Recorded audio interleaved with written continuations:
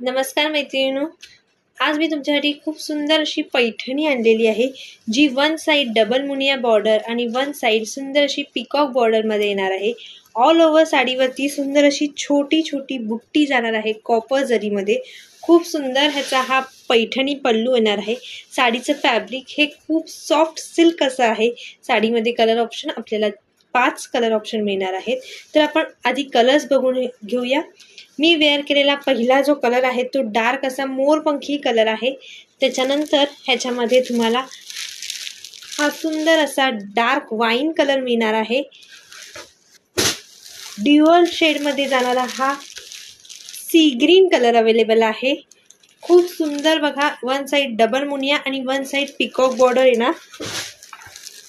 त्याच्यानंतर जाणार आहे हा पिंक कलर, खूप सुंदर असा डार्क पिंक कलर आहे।